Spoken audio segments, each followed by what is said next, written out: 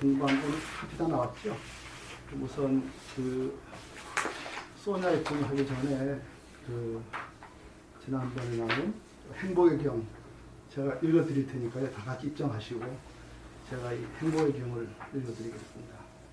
이 행복의 경은 지난번에 한번 들었지만 부처님께서 제가자들한테 진정으로 그 잘 사는 길이 뭔지, 영어로는 이제 웰빙이라고 합니다. 행복하게 사는 거. 이제 영역은 웰빙이라고 되어 있어요. 그거에 대해서 이제 말씀하신 거에 대해서 부처님이 전하는 말씀입니다. 행복의 경. 저는 이렇게 들었습니다. 어느 날 세상에 존경받는 세종께서는 사바티시의 제타숲에 있는 핸드폰 어디 나오나?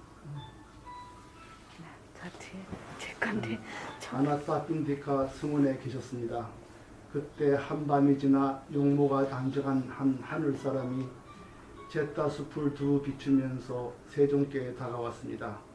그 하늘 사람은 세존 앞에 서서 개성으로 이렇게 노래했습니다. 많은 하늘나라 사람들과 세상 사람들은 행복을 바라고 행복하게 살고 싶어 합니다. 위없는 행복이 무엇인지 말씀해 주십시오. 부처님이 말씀했습니다. 어리석은 사람들과 가까이 하지 말고 슬기로운 사람과 사귀고 존경할 만한 사람들을 섬기십시오. 이것이 위없는 행복입니다. 마음 맞는 곳에서 살고 과거에 지은 공덕을 즐기며 스스로 바른 서원을 세우는 것, 이것이 위없는 행복입니다. 많이 배우고 기능을 갖추고 조리에 맞는 기율이 있고 언변이 훌륭한 것, 이것이 위없는 행복입니다. 부모를 섬기고 아내와 자식을 부양하고 일의 질서가 있어 혼란이 없는 것, 이것이 위없는 행복입니다. 도시를 하고 남을 괴롭히지 않는 올바른 생계를 꾸리며 친척을 보호하고 비난받지 않는 행위를 하는 것, 이것이 위없는 행복입니다. 악을 싫어해 멀리하고 취하도록 술을 마시는 일이 없으며 부지런히 마음을 닦는 것, 이것이 위없는 행복입니다. 존경하고 겸손하며 만족을 알고 감사하며 때에 맞춰 가르침을 듣는 것, 이것이 위없는 행복입니다. 인내하고 잘못을 지적받았을 때 온화하게 받아들이고 수행자를 찾고 적당한 때에 진리에 대해 논의하는 것, 이것이 위없는 행복입니다.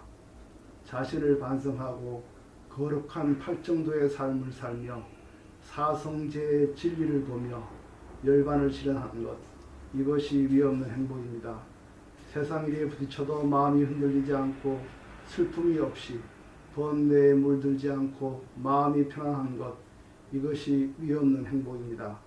이렇게 실천하면 어디서든 실패하지 않고 가는 곳마다 평안하게 지내리니 이것이 위없는 행복입니다. 네, 됐습니다. 이게 위없는 행복의 경이라는 게 경이거든요. 오늘 우리가 공부할 게 지난번에 이 소나이품입니다. 이 소나이품이 지난번 반을 했거든요. 이제 소나이품이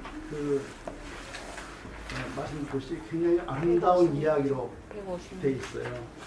그리고 우리가 이 초기 경전을 이제 꼭 공부를 해야 필요가 있는 게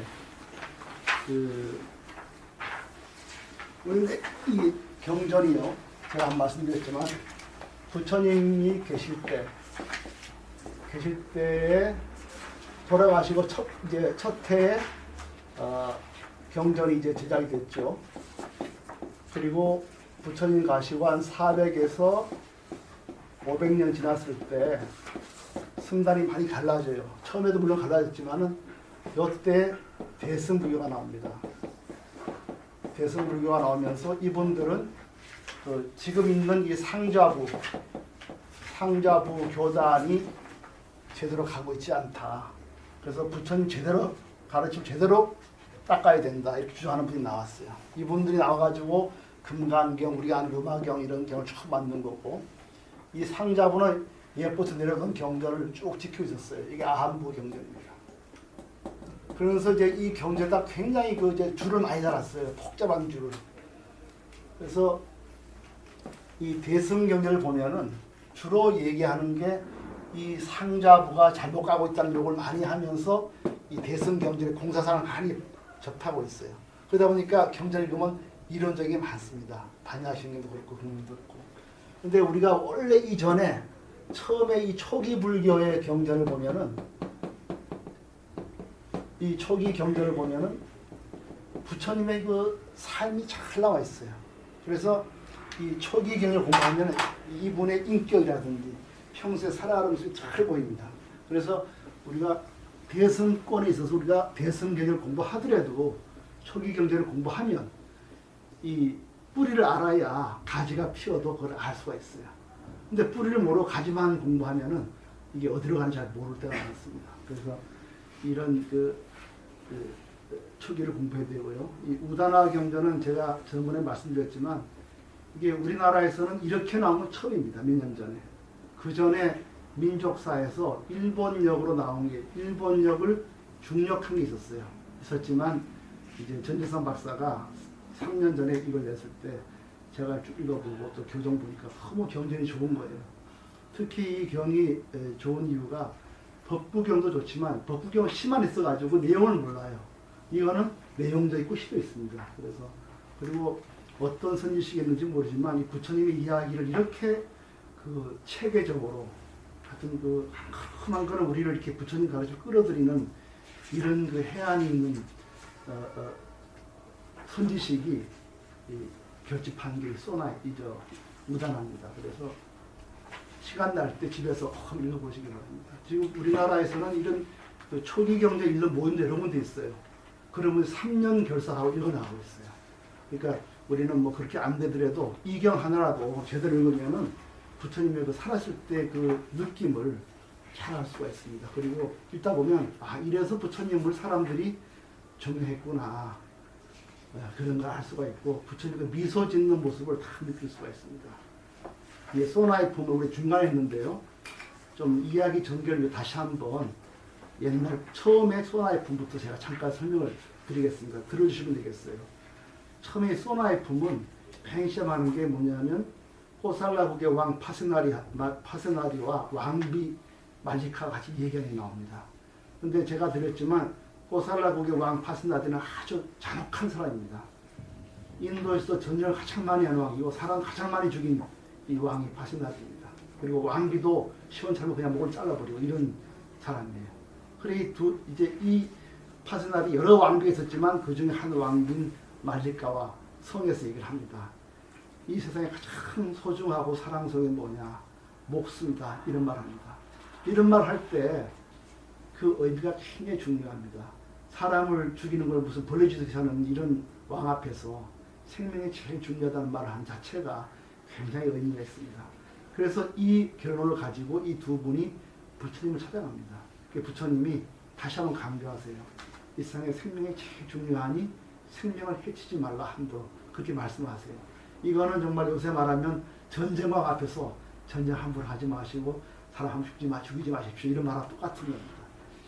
네, 그렇게 해놓고 그 다음 이야기가 뭐냐 부처님 어머니가 나와요. 부처님 어머니는 부처님 낳자마자 그 일주일만에 돌아가셨어요.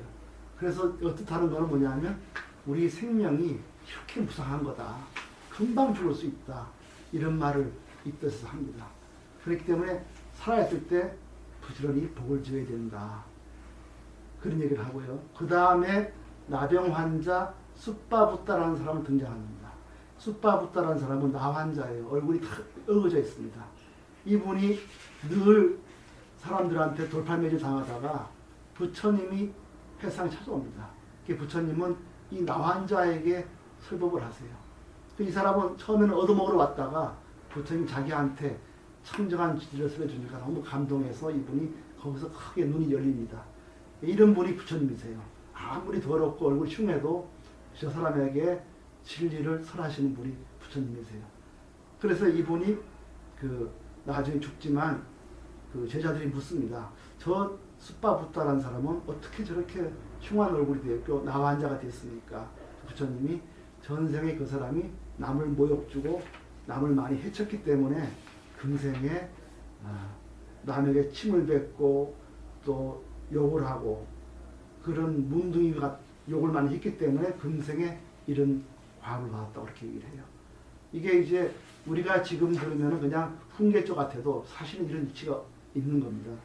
그래서 그 부처님이 정말 그 살아서 청정한 삶을 살아야 되고 남을 함부로 해쳐는 안 된다 이런 말을 합니다. 그 다음 경이 소년들의 경이에요. 소년들이 그 물고기를 잡고 있는데 장난질로 물고기를 치고 있어요. 이 물에서 냇가에서 막 돌을 떠니면서 물고기를 죽이고 있어요. 부처님이 자기의 쾌락을 위해서 남에게 고통을 주면 안 된다 이런 말을 합니다. 그래서 우리가 그 남을 해치고 죽이는 그 속에는 자기의 쾌락에 대한 집착이 있다는 것을 말씀하고 있어요. 그래서 그 다음에 나오는 게 포살의 경입니다. 부처님은 우리가 남에게 고통을 주는지를 잘 모르고 있는 게 우리 인생이라는 거예요. 자기는 그냥 아무 생각이 없이 하는 거예요. 그렇기 때문에 그 부처님이 이제 강조하는 거는 우리가 남에게 해치고 능욕하고 모욕을 줘도 때로는 자신이 잘못한지 모를 때가 많습니다. 지난번에도 어떤 그 단팥빵 만드는 회장이 호텔에서 호텔 그 도어맨한테 지갑을 뺨을 때린 거 아니에요? 근데 호텔 도어맨이 나이가 50이 애가 군대가 있다는 거예요. 그런 사람인데 자기가 회장이라고 그냥 자기 마음에 안 든다고 그냥 길에서 호텔 도어맨 나이 든 사람을 지갑을 꺼내서 뺨을 때렸어요. 결국은 그 사람이 이렇게 되고 여러 가지 이렇게 지금도 많습니다. 그래서 부처님이 보시는 거는 이 무명이란 말씀하세요. 무명이 뭐냐면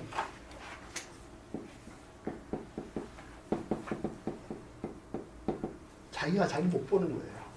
자기가 자기를 못 봐요. 그래서 그리고 못 보는 이유가 옷을 이리 주십시오. 이게 상의를 이리 못 보는 이유가 여러 가지 이유가 있는데 우리가 지난번에 12연기를 공부했지 않았어요? 12연기 뭐냐면은 접촉에서 시작합니다. 6입 6가지 입. 안입이 설신의. 그렇죠? 안입이 설신의. 이렇게 해서 6입에서 촉이 일어나고 접촉이 일어나고 접촉에서 느낌이 일어나고 느낌이 일어나서 여기서 애착이 일어나죠? 애착이 일어나고 그러면 내가 좋아하는 건 붙잡으려고 그러고 싫은 건 버리려고 그러니까 집착이 일어납니다. 집착이 일어나면 그 다음에 갖는 게 소유를 하려고 그래요. 소유. 여기서 내 마음속에 늘 이렇게 붙습니다. 그거 유라 그러죠.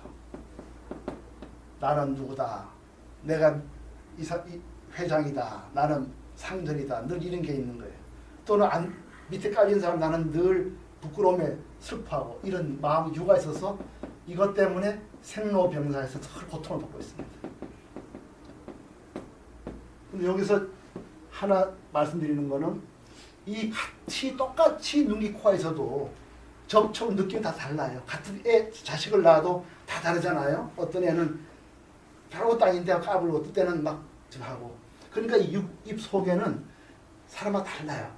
그 내부가. 그래서 그거를 정신과 육체가 다 다릅니다. 그래서 그거를 명색이라고 그래요. 명색. 명은 정신, 색은 육체. 이 육입 속에 뿌리가 있어요. 이 뿌리를 깊이 보면은 식이 있습니다. 전생에 식이 있어요.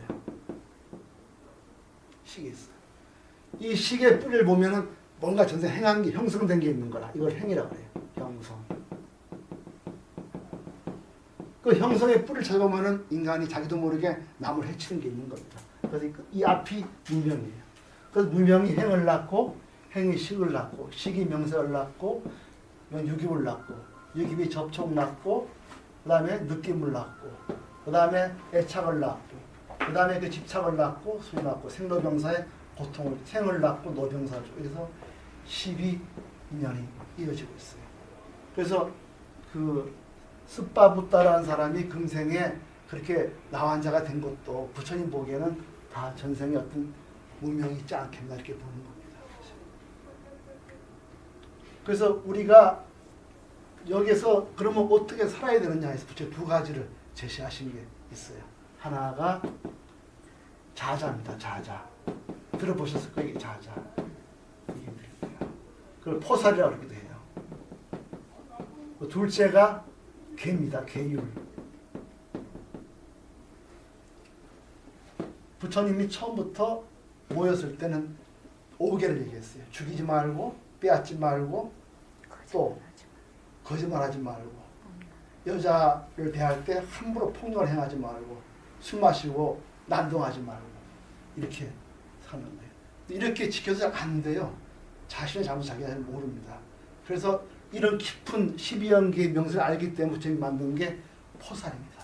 포살은 언제냐면 달락은 밤에 모여서 맨 어른이 부처님께 일어섭니다. 서서 도반들이여 나에게 어떤 행에 마땅치 않은 게 없었습니까? 하고 자기가 먼저 참여를 하면서 물어봐요.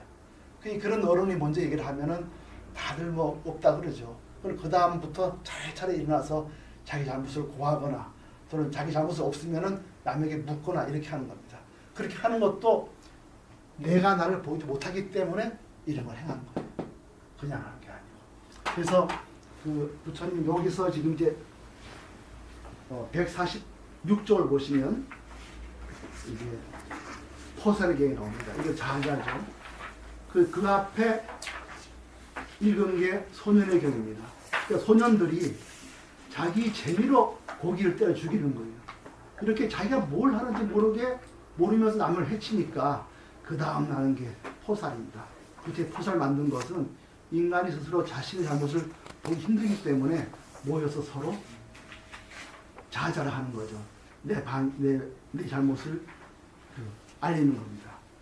이 내용이 뭐냐 하면 이런 겁니다. 지난번에 공부했기 때문에 말씀만 드리면요. 주 모여서 밤이 됐어요.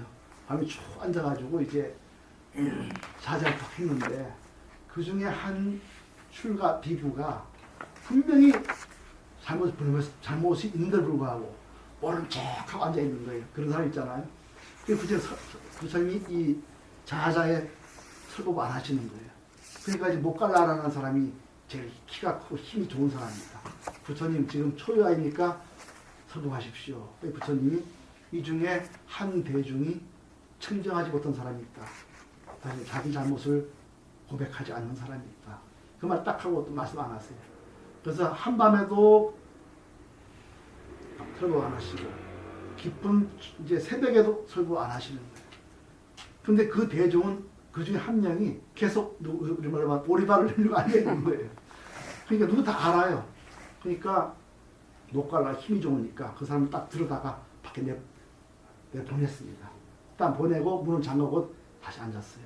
그러니까 부처님이 설법을 하시는데 그때 부처님 하시는 말씀이 굉장히 그게 있어요. 148쪽을 보십시오. 9번에 보세요. 148쪽 9번. 그러자 존자 마하 모칼라나는 그 비구의 팔을 붙잡아 문 밖으로 끌어내고 빗장을 잠그고 세존께서 계신 곳을 찾아갔다. 가까이 다가가서 세존께 이와 같이 말했다. 세존이시여 제가 그 사람을 끌어내었습니다. 이제 대중은 청정해졌습니다.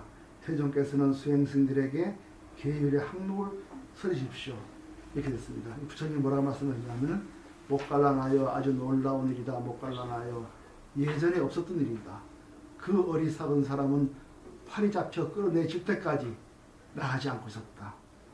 그때 부처님이 어떤 생각을 하셨냐면 앞으로 내가 죽고 나면은 이렇게 하면 안 되겠다. 새로운 걸 세워야 되겠다. 만약에 대중이 모였을 때 거짓을 하는 사람이 있으면은 대중 스스로 힘으로 내보내야 되겠다. 이런 생각을 하시게 된 거예요. 그전에는 사람들이 그러지 않았거든. 점점 이제 스님들이 많아지면서 그런 이제 자기를 속이는 사람이 생기게 된 거예요. 그래서 이렇게 말했습니다. 수행승들이여 나는 지금부터 포살에 참여하거나 계율의 항목을 외우지 않겠다. 수행승들이여 지금부터는 그대들이 포살에 참여하거나 계율의 항목을 외우도록 해라. 수행승들이여 열애가 청정하지 못한 사람과 함께 포살에 참여하거나 계율의 항목을 외우는 것은 옳지 않다. 이렇게 얘기를 했습니다. 이때부터 부처님은 이제 조용히 계시고 대중들 스스로 힘으로 이제 여법하지 않은 사람을 쫓아내는 이런 스스로의 힘으로 지켜가는 거죠. 청정함을. 이렇게 해서 이제 부처님이 여기서 유명한 그 8가지 비유를 말씀을 하십니다.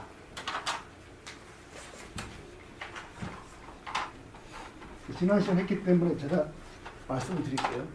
부처님이 이제 이 바다를 가지고 8가지 비유를 하세요. 바다를 가지고. 이 바다를 바라보면은 첫째로 바다 해안을 쭉 보면은 바다는요 절벽이 없습니다. 그냥 쭉 옆으로 가잖아요.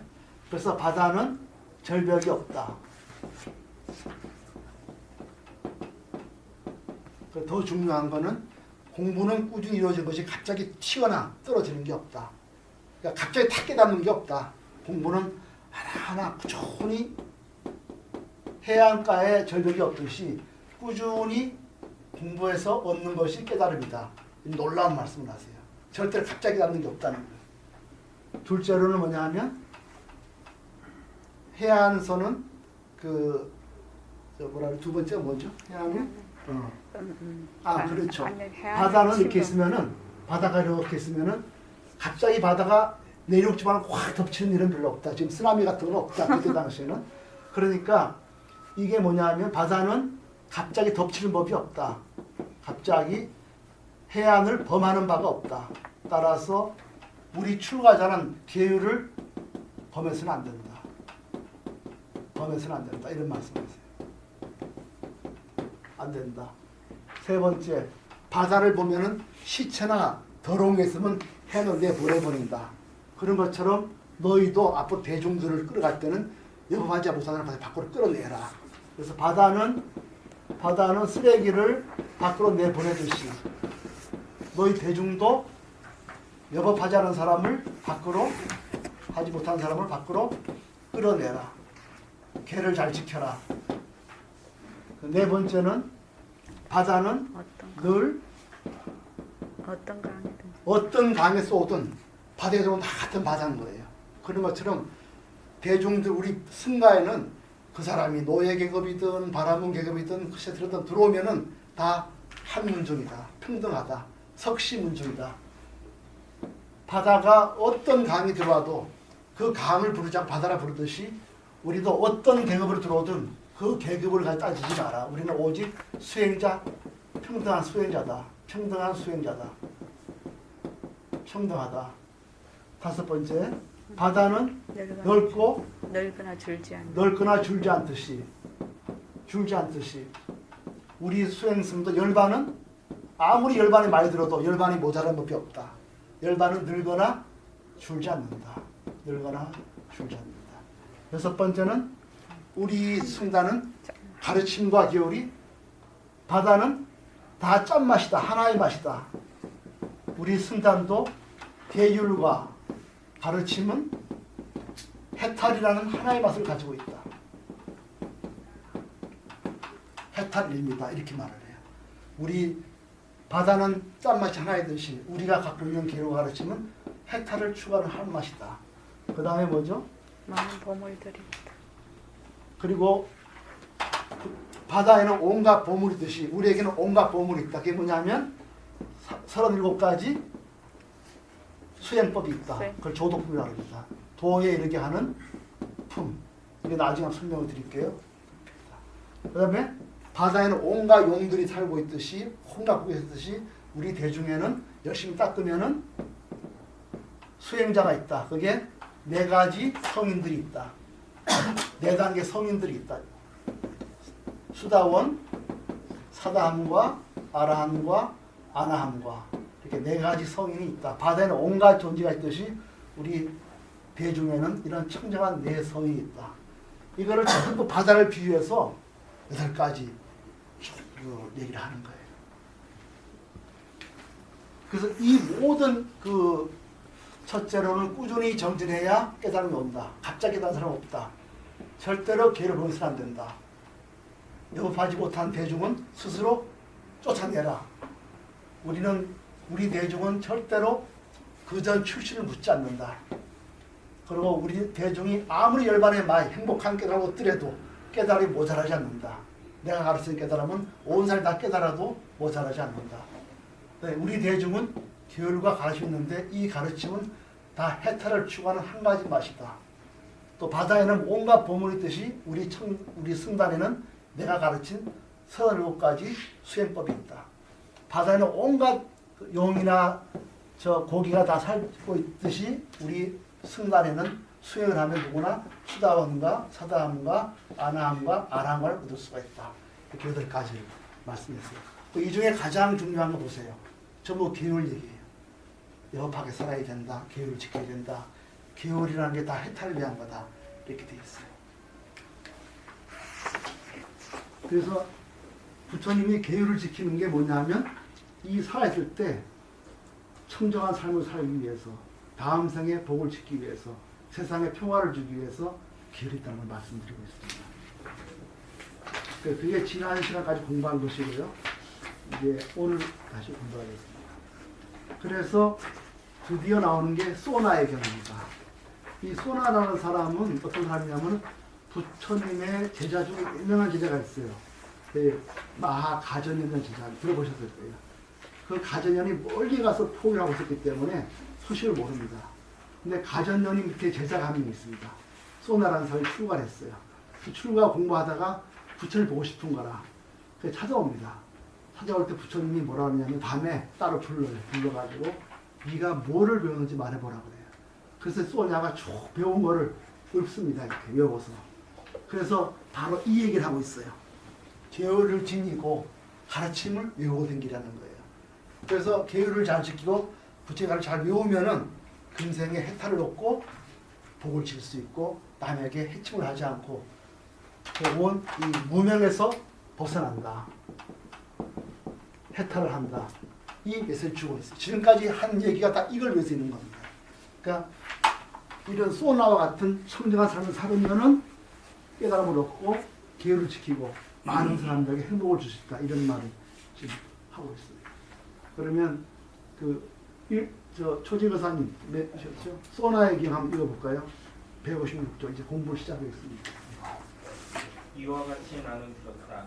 한때 세존께서 사바티시의 제타 숲에 있는 아나타 핀티카 승원에 계셨다. 그때 존자 마하 가짜나는 아반티국의 후라라가라시의 산협에 있었다. 마침 그때 제가 신자 소나 쿠티 깐나가 존자 마하 가짜나의 후원자였다. 네, 이 마하 가전님이요 아반티라는 인도 당시 작은 나라가 있었습니다. 그 나라에 가서 포교하고 있었어요. 거기서 그래서 이제 잘 안 들어봤죠? 아반티라는 나라. 그때 이제 제가자 소나라는 사람이 이제 출가하고 싶어 하는 거예요. 읽어봅시다. 한때 제가 신자 소나 쿠티 깐나는 홀로 떨어져 가부좌를 하고 명상하다가 마음속으로 이와 같이 생각했다. 존자 마하 가짜나가 가르침을 준 것에 따르면 가정생활을 하는 자가 아주 완전하고 아주 깨끗하게 연마된 소라 껍질처럼 빛나는 청정한 삶을 실천하는 것은 쉽지 않다. 나는 머리와 수염을 깎고 황색 버비를 입고 집에서 집 없는 곳으로 출가하는 것이 어떨까? 그래서 제가 신자 소나쿠티 깐나는 존자 마하 가짜나가 있는 곳으로 찾아왔다. 가까이 다가와서 존자 마하 가짜나에게 인사를 드리고 한쪽으로 물러나 앉았다. 한쪽으로 물러나 앉은 제가 신자 소나쿠티 깐나가 존자 마하 가짜나에게 말했다. 존자여, 여기 저는 홀로 떨어져 가부좌를 하고 명상하다가 마음속으로 이와 같이 존자 마하 가짜나가 가르침을 준 것에 따르면 가정생활을 하는 자가 아주 완전하고 아주 깨끗하게 연마된 소라 껍질처럼 빛나는 청정한 삶을 실천하는 것은 쉽지 않다. 나는 머리와 수염을 깎고 황색 거비를 입고 집에서 집 없는 곳으로 출가하는 것이 어떨까라고 생각했습니다. 이처럼 말하자 존자 마하 가짜나는 제가 신자 소나 꾸디깐나에게 이와 같이 말했다. 소나여, 평생을 하루에 한 끼를 먹고 홀로 잠을 자며 청정한 삶을 사는 것은 어렵다. 소나여, 그렇다면 집에 있으면서 때맞춰 하루에 한 끼를 먹고 홀로 잠을 자며 청정한 삶을 살며 부처님의 가르침을 따라보라. 그러자 제가 신자 소나 꾸디깐나가 지녔던 출가하려는 생각은 진정되었다. 예, 집에서 똑같이 한번 해봐라. 그래서 괜찮으면 나중에 오라 그랬습니다. 그래서 이렇게 해서 2번을 왔다가 또 3번을 찾아옵니다. 그래서 그 결국은 그 7번 그 다음 쪽에요. 158쪽에 7번에 세 번씩 그렇게 찾아오니까 나는 혼자서 집에서 한 끼 먹고 있었는데 그 부처님 가르쳐 요구됐는데 할 수가 있습니다. 나는 출가하겠습니다. 이렇게 하니까 그 7번을 읽어주십시오. 그러자 존자 마하까짜나는 제가 신자 소나 꾸티칸나를 출가시켰다. 그런데 당시에 남쪽 지방에 있는 아반티국에는 수행승들이 거의 없었다.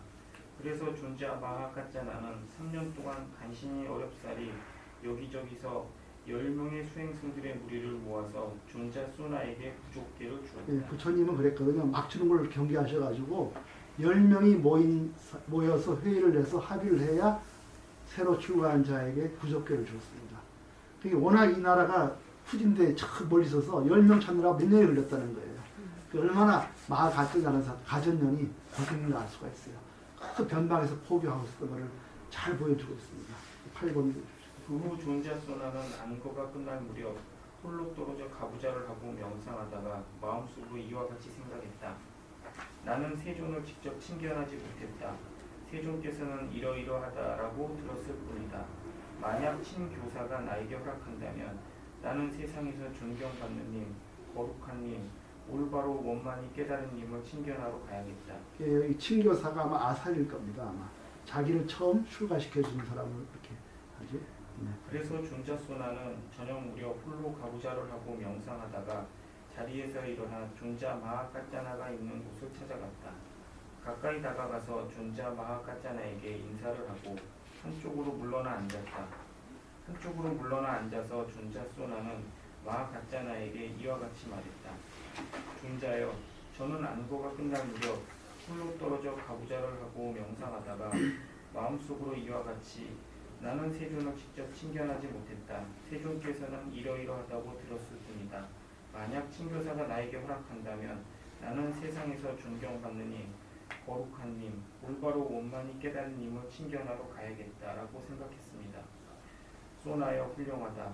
소나여 훌륭하다. 그대는 세상에서 존경받는 님, 거룩한 님, 올바로 원만히 깨달은 님을 친견하러 가야겠다. 네, 이게 가는 게 굉장히 큰 결심을 요하는 거거든요. 힘에 못 날아 있는 거예요, 사실 이게. 그러니까 그 가는 과정이 굉장히 어렵습니다. 그러니까 그 이제 굉장히 그 마하가전년이 그 제자를 굉장히 크게 용기를 칭찬해주는 그렇게 이해하는 걸로 하시면 되겠습니다. 계속 읽어주십시오.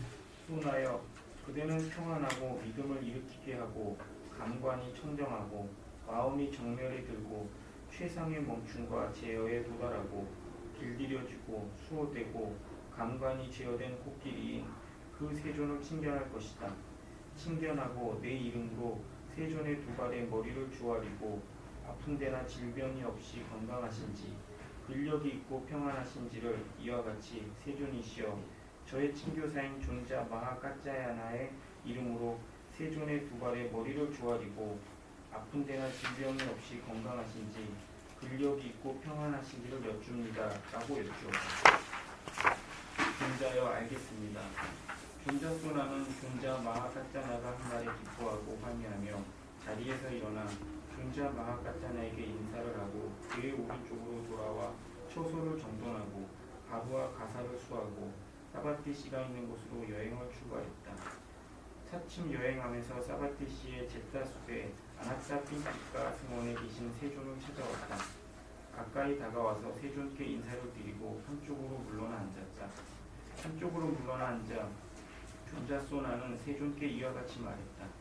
세존이시여, 저의 친교사 존자 마하까짜야나가 세존의 두 발에 머리를 조아리고 아픈 데나 질병이 없이 건강하신지 근력이 있고 평안하신지를 여쭙니다.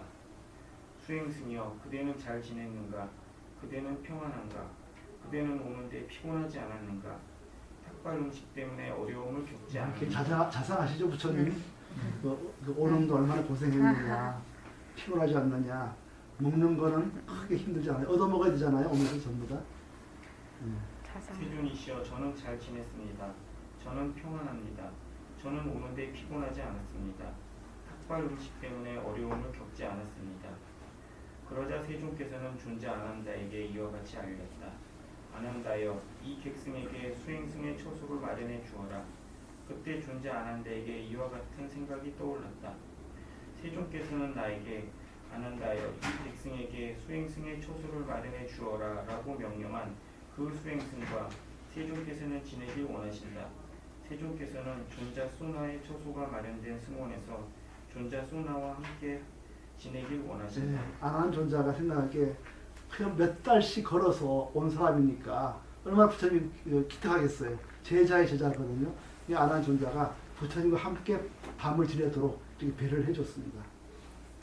그때 세존께서는 여러 날을 누천에서 보내고 양 발을 씻고 승원으로 들어갔다. 존자 소나도 여러 날을 누천에서 보내고 양 발을 씻고 승원으로 들어갔다. 그러자 세존께서는 그날 밤 새벽녘에 일어나 존자 소나에게 이와 같이 유천했다. 수행승이여 그대가 가르침을 외워보라. 세존이시여 알겠습니다. 예, 여기서 봐요. 보면 부처님께서요 승무원이 있더라도 늘 거기 주무시지 않았어요. 늘 나무 밖에서 나무 밑에서 계셨어요. 밤새 명상에 드시고 잠깐 주무시고 이렇게 했지 특별한 경우 아니면 들어와 주무시지 않았습니다. 그냥 그 밖에서 주무셨어요. 그리고 이제 이날은 손님이 왔기 때문에 이제 집으로 들어오신 겁니다. 그리고 그 새벽에 일어나서 3시나 4시 일어나가지고 그 멀리서 온 스님 이제 아기증한테 바로 이걸 얘기하면서 가르침 이 얘기를 하고 있어요. 계율과 가르침. 이 가르침을 네가 배웠으면 외워봐라. 그때는 글을 안 썼거든요. 다 외우고 다녔거든요. 그러니까 그래서 이제 그걸 하고 있습니다. 존자 소나는 세존께 대답하고 아타카 바카의 16병의 전체를 외웠다. 그러자 세존께서는 존자 소나가 독성이 끝나자 아주 기뻐했다. 수행승이여 훌륭하다. 훌륭하다. 수행승이여 훌륭하다. 그때는 아타카 바카의 16병을 잘 배웠고 잘 숙고했고 잘 기억했다. 그대는 의미를 밝혀주는 미묘하고 분명한 목소리로 지냈다. 수행승이여 그대는 얼마나 오래되었는가? 세존이시여 겨우 1년이 되었습니다. 수행승이여 왜 그리 늦었는가? 세존이시여 저는 감각적 쾌락의 욕망에서 위험을 오랫동안 보아왔습니다만 제가의 삶은 번잡했고 할 일도 많았고 해야 할 일도 많았습니다. 예, 여기서 그 제자가 쭉 외운 그 경이 아따가 바까라는 건데요. 이게 수타니파타 제4장입니다. 언제 우리 시간이 있으면 한번 공부를 같이 했으면 좋겠어요. 수타니파타 제4장이 8편의 시입니다. 8편의 시가 8개 있었거든요. 그래서 그걸 16개라고 했는데 이게 굉장히 좋습니다. 16장이라는 게.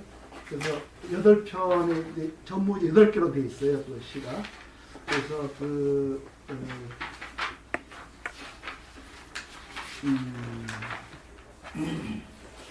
전에 있었는데 조금 더 나눠준 프린트가 있죠? 아까 처음 나눠준 거.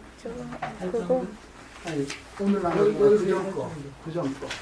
그거 말고 처음에 나눠준 거. 아까 도시보살 나눠준 거. 4월 30일자 프린트 있어요? 가지고 계세요? 가지고 계세요? 네, 4월 30일자 프린트. 아까 보여준 거. 맨 뒤를 보세요. 맨 뒤 8쪽을 보세요. 7쪽을 보세요. 7쪽. 이게 지금 소나가 외운 16경 중에 첫째 경입니다. 써있죠. 8개 성경품. 아타카 바카고 써있죠? 네. 그거를 뒤에 보살 보살. 예. 그거 7쪽까지 읽어보세요. 한번 들어보세요. 이제 쫙 외운 거, 첫째 품 외운 겁니다. 소나가.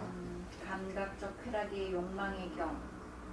감각적 쾌락의 욕망을 원할 때 그 감각적 쾌락의 욕망이 이루어지면 갖고자 하는 것을 얻어서 그 사람은 참으로 기뻐합니다. 감각적 쾌락이 길에 들어서 욕망이 생겨난 사람에게 만일 감각적 쾌락의 욕망이 충족되지 못하면 그는 화살에 맞은 자처럼 괴로워합니다. 발로 뱀의 머리를 밟지 않듯 감각적 쾌락의 욕망을 피하는 사람은 세상에서 색임을 확립하고 이러한 애착을 뛰어넘습니다. 여기서 색임이라는 게 정념입니다. 정념. 염을 기억을 잘, 부처님 가르친 기억을 잘 해서 넘어가는 거죠. 농토나 대지나 황금, 황소나 말, 노비나 하인, 부녀나 친척, 그 밖의 사람이 탐내는 다양한 감각적 쾌락에 대한 욕망의 대상이 있습니다. 나약한 것들이 사람을 이기고 재난이 사람을 짓밟습니다. 그러므로 파손된 배에 물이 스며들듯 괴로움이 그를 따릅니다. 그래서 사람은 항상 색임을 확립하고 감각적 쾌락의 욕망을 피하고 그것들을 버리고 배에 스며든 물을 퍼내 피 안에 도달하듯 거센 흐름을 건너야 합니다. 감각적 쾌락과 집착이 워낙 거센 흐름이기 때문에 혼자 해치기 너무 어렵다는 겁니다. 그래서 우리 함께 서로 자자도 하고 또 부처님 가르침을 더 기억하는 게 있습니다. 소나가 이거를 이제 16개 중에 하나를 외웠어요. 두 번째 그만 맛배기로 지금 보는 게 언제 우리가 공부를 하겠지만 그 다음 8쪽도 한번 읽어주십시오. 두 번째 이제 동굴에 대한 경이 있습니다. 예. 동굴에 대한 8개송의 경. 동굴에 집착하고 온갖 것에 덮여 있고 유혹 속에 빠져 있는 자, 이러한 사람은 멀리 여행 가는 거리가 멀다. 참으로 세상에서 감각적 쾌락의 욕망은 버리기 어렵다. 욕망을 조건으로 존재의 환희에 묶인 자들, 그들은 미래와 또는 과거를 생각하면서 이러한 현재나 과거의 감각적 쾌락에 탐착하기 때문에 스스로도 해탈하기 어렵고 남에 의해서도 해탈되기 어렵다. 여기서 욕망을 조건으로 존재의 환이라는 게 바로 유입니다. 무명, 아까 촉수의 취 있었죠? 욕망의 조건이 취고요. 존재의 환희가 유입니다. 그래서 이렇게 내가 누구다 하면은 나는 이렇고 앞으로도 어찌해야 되고 이렇게 미래와 과거를 생각하면서 나가기 때문에 자기도 해탈하기 힘들고 남이 말을 해도 참 해탈하기 어렵다 이렇게 말을 하죠. 그 다음에요.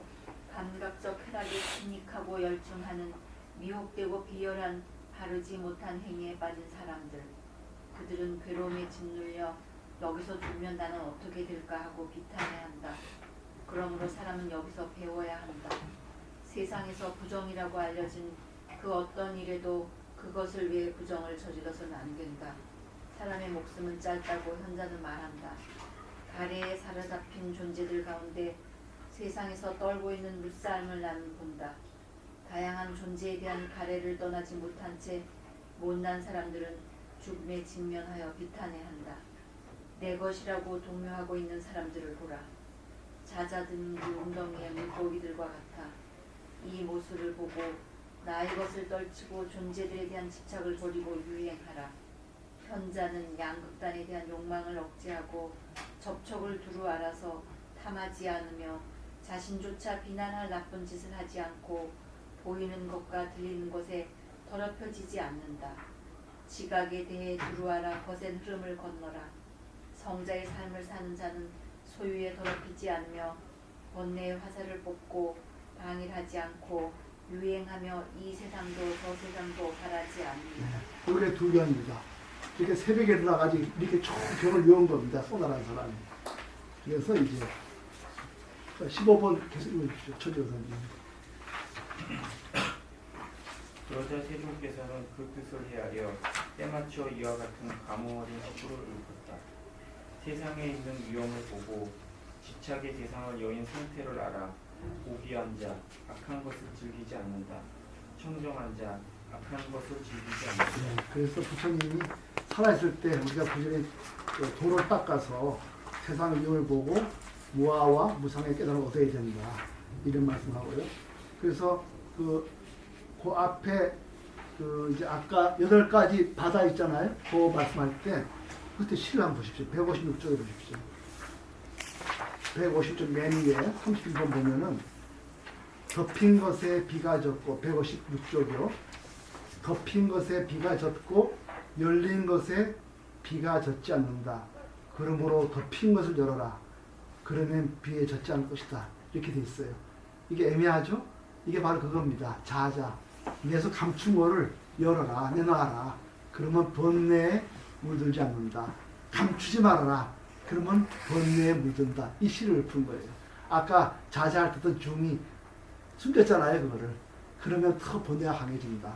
그래서 두 가지를 부처님은 우리가 공부하는 큰 방편 삼은 게 하나가 자자고 또 하나가 부처님 가르침을 깊이 외워서 늘 수행하는 것, 그 두 가지를 했습니다. 그래서 그 자자 8가지 바다에 대한 얘기는 이제 덮인 것에 비가 젖고 열린 것에 비가 젖지 않는다. 그러므로 덮인 것을 열어라.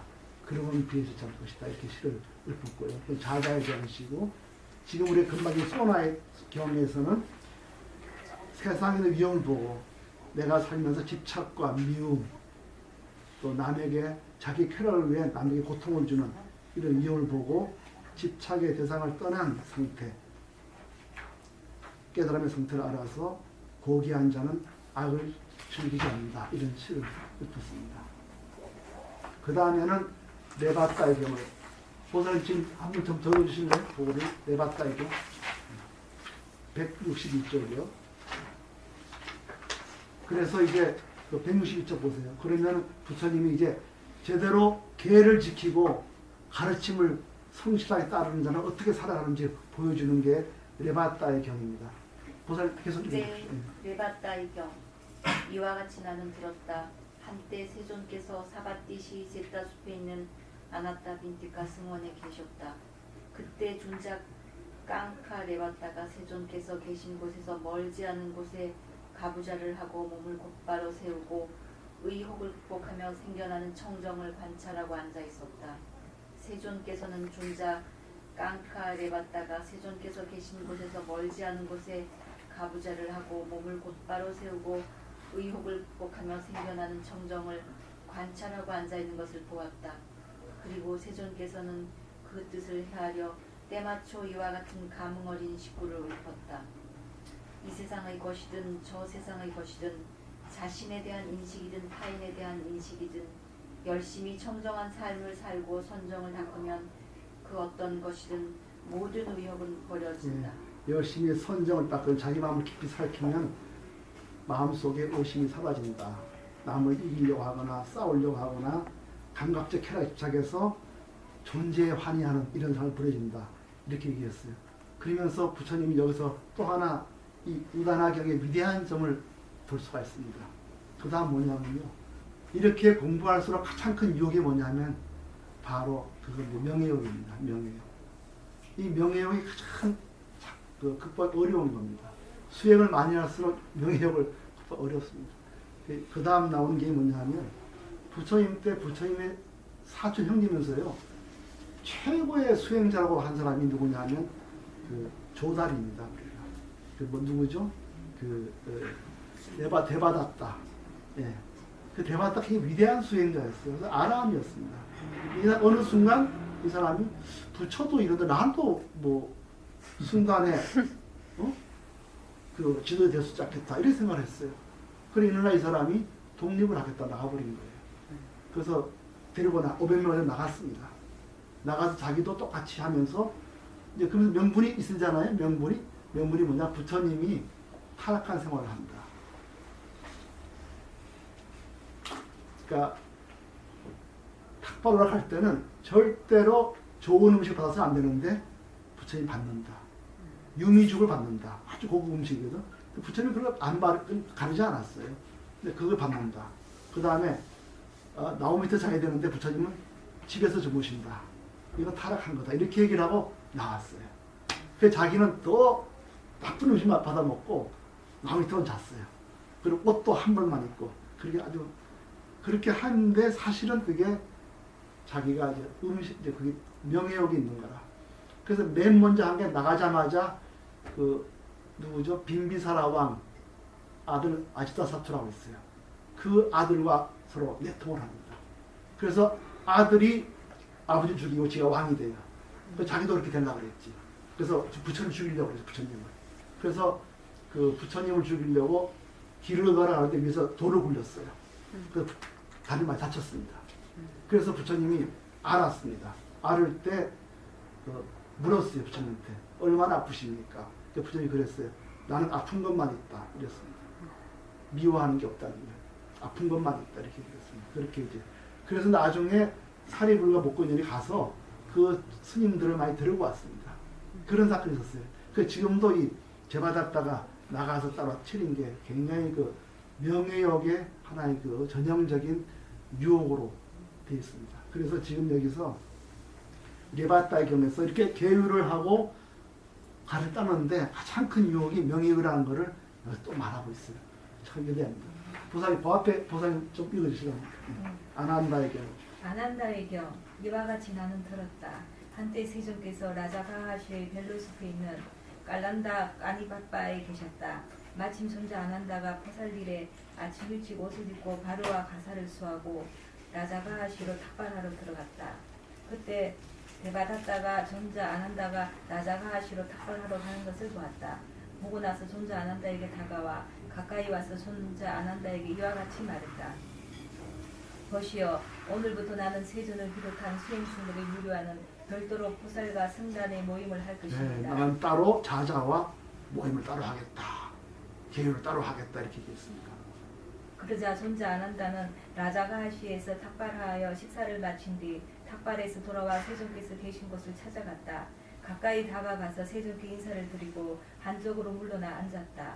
한쪽으로 물러나 앉아서 세존께 이와 같이 말했다. 세존이시여, 저는 아침 일찍 옷을 입고 바로와 가사를 수하고 라자가하시로 탁발하러 들어갔습니다. 그때 데바다다가 제가 라자가하시로 탁발하러 가는 것을 보았습니다. 보고 나서 제게 다가와 가까이 와서 제게 이와 같이 보시오, 오늘부터 나는 세존을 비롯한 수행승들이 무료하는 별도로 포살과 승단의 모임을 할 것입니다. 라고 말했습니다. 세존이시여, 데바다다가 오늘 승단을 분열시키고 별도로 포살과 승단의 모임을 할 것입니다. 그러자 세존께서는 그 뜻을 헤아려 때맞춰 이와 같은 감흥 어린 식구를 엎었다. 선한 자가 선을 행하는 것은 쉽다. 악한 자가 선을 행하는 것은 어렵다. 저열한 자가 악을 행하는 것은 쉽다. 고귀한 자가 악을 행하는 것은 어렵다. 네, 이렇게 명예의 강한 사람이 겉으로 선행하는 것처럼 하면서 자기는 더 청정한 생각하겠다고 하는 것처럼 위장하면서 그 내심에 있는 것을 보기 어렵다는 걸 얘기하고 있습니다. 그래서 아라한도 명예욕을 조심하라 이렇게 얘기했습니다. 아라한도. 그 다음에 이제 두 가지 또 하나를 얘기해요. 명예욕이 강한 거. 또 하나는 바라문 학인들입니다.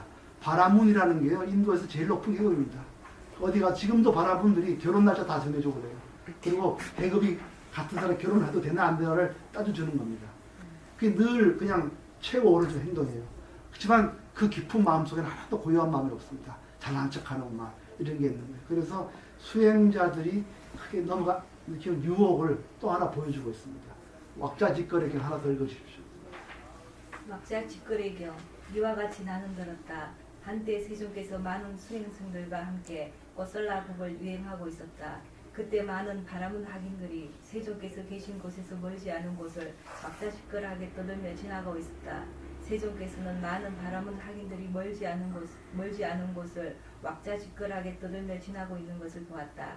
그러자 세존께서는 그 뜻을 헤아려 때맞춰 이와 같은 감흥 어린 시구를 읊었다.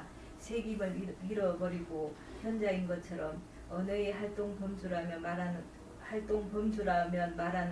자들 원하는 한 입을 크게 벌리더라도 그들은 자신을 이끄는 것을 알지 못한다. 막 떠들고 하면서 아는 척해도 자기를 끌어가는 게 무명인지를 모르고 있다. 이렇게 부처님이 말씀했습니다. 그래서 마지막으로 부처님이 시를 하나 남겨놨는데요. 그래서 이 8가지 수행은 꾸준히 부처님 가르침을 이어오면서 자기를 잘 지켜가는 데 있다. 꾸준히 하는 것이 갑자기 확 올라가는 건 없다. 이 얘기를 하고 있고요. 두 번째, 절대로 자기의 생계를 위해 남을 해치지 말라. 바다가 해안을 덮치지 않듯이 자기가 배고프다고 남에게 주문을 팔아 밥을 먹거나 그래서 하지 마라. 세 번째, 대중 내에서 여보하지 않은 사람이 있으면 몰아내라. 바다에서 쓰레기를 해안으로 내보내듯이. 그 다음에 바다가 일단 강물이 바다 들어오면 모든 바다는 바다라 부르지 강이는 부르지 않듯이 우리에게 누가 들어와도 일단 들어오면 다 평등하다. 바다는 짠맛이 넓고 줄지 않듯이 공부를 아무리 해서 열반에 들여들여도 열반 들지 않는다. 바다는 모두 짠맛 한마디듯이 우리 승단의 나의 가르침과 계율은 다 해탈을 추구하고 있다. 그 다음에 마지막으로 이 37가지 8정도, 4근 이런 게 다 있어. 5근, 5력 지난 말씀드린 8정도를 닦아라. 그 다음에 이렇게 해서 바닷속에 온갖 용왕들이 살듯이 우리 승단에는 수행자들만 있다. 수다원과 사다함과 아나함과 아라함과 있다. 이런 얘기를 하고 있고요. 그래서 이 모든 것의 핵심이 뭐냐면 팔정도입니다. 팔정도. 맨 먼저가 뭐죠? 정견입니다. 정견은 뭐냐면 연기법을 잘 파악하는 거예요. 아까처럼. 그 유기 때문에 촉이 일어나고 촉에서 수가 일어나고 애가 있고 존재 내가 누구다 하는 거 그래서 남과 싸우고 이기려고 하는 거. 그 다음에 뭐가 있냐면 세 가지를 얘기합니다. 그렇기 때문에 우리는 생각과 말과 행위를 늘 쳐다봐야 된다. 그래서 정사 그렇죠? 그 다음에 정언, 정어, 정행 이렇게 세 가지를 내 생각 속에 남을 미워하거나 잘난 척하거나 오만한 건 없는지 내 언어 속에 함부로 남에게 상처 주는 말은 없는지 내 행위가 진실로 남에게 기쁨을 주는지 봐야 된다. 그 다음에 마지막 네 번째는 명입니다. 이 명은 생계란 말이에요. 생계, 정명. 내가 배고프다고 남에게 밥을 안 준다고 저주하지는 않는가. 내가 배고프다 남한테 사기를 쳐서 점을 쳐서 밥을 달라고 하지 않는가. 생계를 바르게 해야 된다.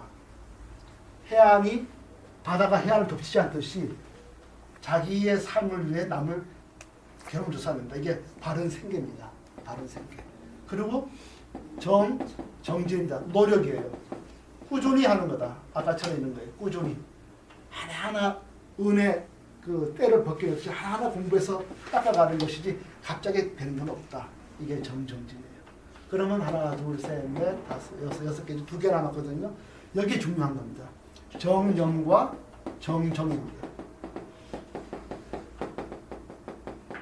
정념은 뭐냐면 여기 염자가 중요해요. 기억과 새김의 뜻입니다. 기억. 부처님 가르침을 잘 기억해서 그걸 자기를 성찰하는, 자기 마음을 성찰하는 거예요. 그냥 성찰해서는 잘 안 돼. 부처님 가르침이 있어야 됩니다. 부처님 가르침을 가지고 나를 성찰하는 거예요. 이걸 정념이라고 합니다. 어떤 사람은 알아채 이러는데 그게 아니고 그냥 잘 새긴다. 부처님의 가르침을 기억해서 자기를 마음을 잘 성찰한다. 자기 마음속의 어둠을 성찰하는 정념으로 정정은 늘 집중, 마음을 깊이 집중하는 것, 산란하지 않게 하는 것, 이 두 가지입니다. 그래서 아까처럼 그 제바당자 같은 사람은 새기면서도 명예를 못 이긴 거예요. 바람은 하긴들은 그냥 어디가 잘난 척하지만 마음은 하나도 가라앉지 않았어요. 그래서 그 마지막 이제 이 우다나 소나품 마지막 시가 정말 진정으로 공부한 사람 누군가를 보여주고 있습니다. 자기 보살 할 수 있겠어요? 읽으실 수 있겠어요?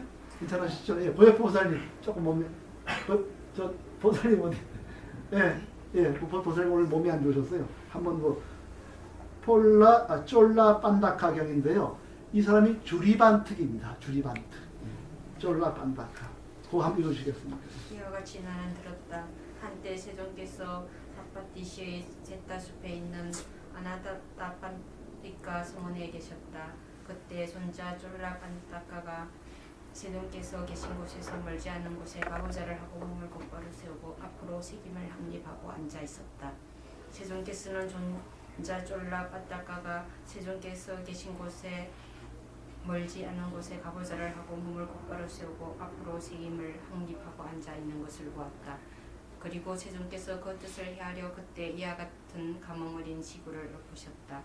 신체가 확립되고 정신이 확립되고 서 있거나 앉아 있거나 혹은 누워 있어도 이와 같이 책임을 기반으로 삼은 수행성은 전체로 이어진 특별한 것을 얻는다. 전체로 이어진 특별한 것을 얻어 그는 죽음의 왕의 시야를 넘어서리라. 예, 여기서 보시면요, 앉아서 몸을 곧바로 이렇게 좀 정자에 져서 가지고요. 그 다음에 앞으로 책임을 확립했다. 앞으로 이런 게 뭐냐면은 이렇게 눈을 모아서 코를 바라보는 코를 모여 이렇게 옛날에 자세를 그렇게 했거든요. 이렇게 앉아서 두 눈을 이렇게 내려 깔고 코끝을 바라보는 거. 그런 모습 앉았어요. 우리 부처님 법당한 부처님이 눈을 내려 깔고 있잖아요. 이게 이 형태의 모습입니다. 그래서 이제 그리고 이제 그래서 마음을 색임을 확립했다는 말은 정념입니다. 앉아 정정을 저스티해서 부처님 가르침을 기억하면서 맨 먼저 정견, 영기법을 관찰하고요. 그래서 일체만법에서 인연 따라 일어났다는 깊이 봅니다. 그래서 그 감각에서 쾌락이 생기고 쾌락 집착이 생기고 집착에서 존재가 생기고 그래서 생로병사에서 고통을 받는다. 그런 인연 도리를 생각하고요. 그 다음에 내 생각과 말과 행위에서 남을 해치지는 않는지, 그 다음에 내 생계수단을 위해서 남을 고통을 주지 않는지, 꾸준히 한 걸음씩 수행하면서 가며, 그리고 부처님 가르침을 잘 배워서 늘 마음을 가라앉히는 것. 이게 이제 팔정도고, 지금 요 형태의 것을 있는 겁니다. 이렇게 해서 이렇게 수행하면 특별한 하나의 통찰을 얻는다. 그래서 이 깨달음을 얻으면은 생사를 넘어서리라. 이렇게 얘기를 합니다. 그래서 그 부처님 깨달음은 생사를 넘어서는 깨달음이면서 동시에 많은 사람들에게 행복을 주는 것이고 자기도 행복하게 하고 남도 행복을 주고 그래서 생명을 사랑하고 행복을 주면서 그걸 통해서 내가 깨달음을 얻는 것, 생사를 넘어서는 것, 이게 부처님이 가르치는 것을 쭉 보여주고 있습니다. 소나의 품이 이렇게 해서 끝이 났습니다. 다음 시간에는 이제 그 선천적 봉사의 품을 공부하겠어요. 이게 선천적 봉사의 품 뜻이 뭐냐면 봉사가 뭐냐면 소경이잖아요. 그게 봉사란 말이 번역할 때 블라인드맨이 소경인데 선천적 봉사는 뭐냐면 인간의 문명을 말한다고 하는 거예요. 늘 우리 나면서부터 갖고 있는 어둠이 있다는 거예요. 그래서 무명입니다. 그래서 사실 무명의 품인데 읽기 쉽게끔 이제 옛날에 그렇게 얘기했어요. 선천적 봉사의 품. 그래서 우리가 살면서 얼마나 어두운 일을 많이 하는지 그 무명의 모든 그 형태를 이렇게 하나하나 얘기를 뽑아놓은 게 선천적 봉사의 품입니다. 다음 읽으면 우리가 얼마나 삶 속에서 부지하면서 남의 고통을 주고 정말 자기를 끌어가는 게 깨달음이 아니고 이제 무명이라는 거를 뉘우치게 하는 그런 겁니다. 다음 시간에 다시 계속하겠습니다. 애쓰셨습니다.